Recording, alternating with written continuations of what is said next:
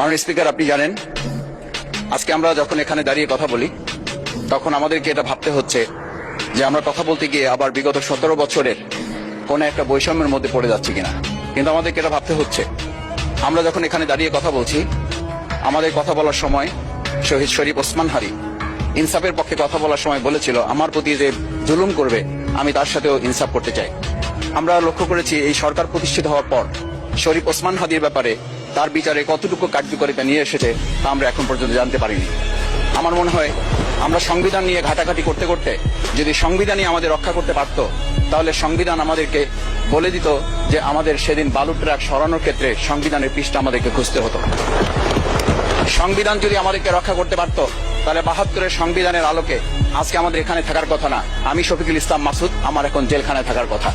সংবিধান যদি মানতে হতো, তাহলে আমাদের মাননীয় প্রধানমন্ত্রী বাংলাদেশে থাকার কথা না, অন্য দেশের বাইরে থাকার কথা। সংবিধান মানতে হলে বর্তমান স্বরাষ্ট্রমন্ত্রী এখন দেশের বাইরে থাকার কথা ছিল। সংবিধান মানতে হলে যে বাচ্চাদেরকে আজকে এখানে শিক্ষা দেওয়া হচ্ছে, দীক্ষা দেওয়া হচ্ছে, কিংবা তাদেরকে কোনো কোনো ক্ষেত্রে জাসদের সাথে তুলনা করা হচ্ছে, সেই বাচ্চাদের নিয়েই আমরা এই সরকার দলের লোকদেরকে, সরকার দলের সম্মানিত নেতৃবৃন্দকে আমরা চোখের পানিও ফেলতে দেখেছি। আবার কাউকে কাউকে কথা বলতেও শুনেছি যে এই সমস্ত বাচ্চাদের, আমরা তাদের শিক্ষার্থীদের আন্দোলনের সাথে আমাদের কোনো সম্পর্ক ছিল না।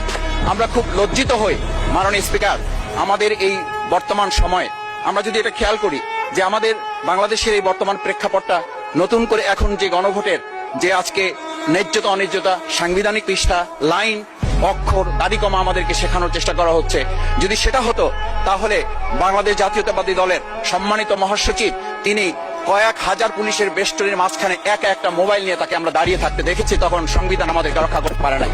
কারণ স্পিকার, আমি 350 মামলা নিয়ে 7 মাসের ব্যবধানে, আপনিও আমার 2-1টা মামলাতে আপনি আমাকে সহযোগিতা করেছেন, সেটা এই সুযোগে ধন্যবাদ জানাতে চাই।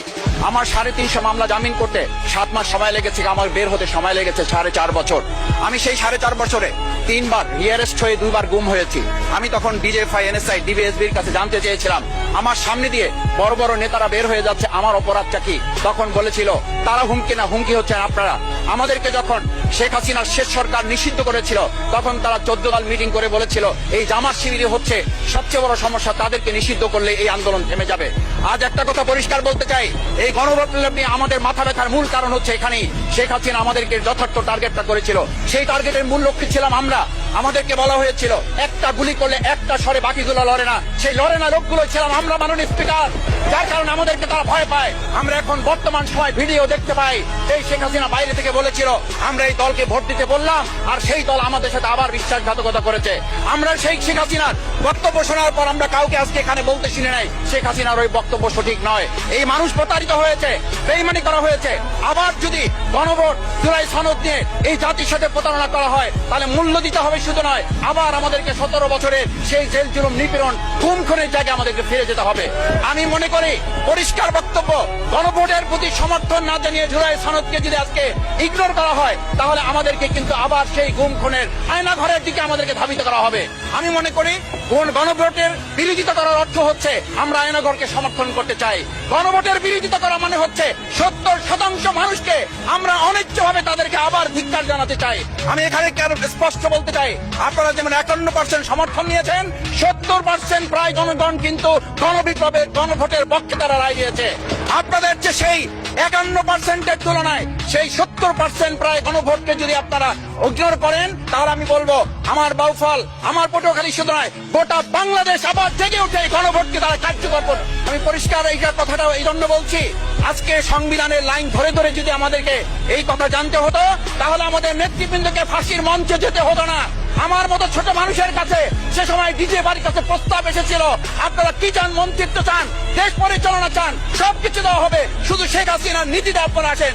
সেই নীতি তো ছিল 72-এর সংবিধান, সেই নীতি নিয়ে আজকে কেন এখানে এত কথা বলা হচ্ছে? আমরা পরিষ্কার জানি, আমরা যদি সেই 72-এর সংবিধানকে ভালোবাসি, তাহলে এখানকার নেতৃবৃন্দ এবং মরহুমা বেগম খালেদা জিয়া নিজে বলেছিল আমরা সুযোগ পেলে এই সংবিধানকে আমরা ছুঁড়ে ফেলে দেব।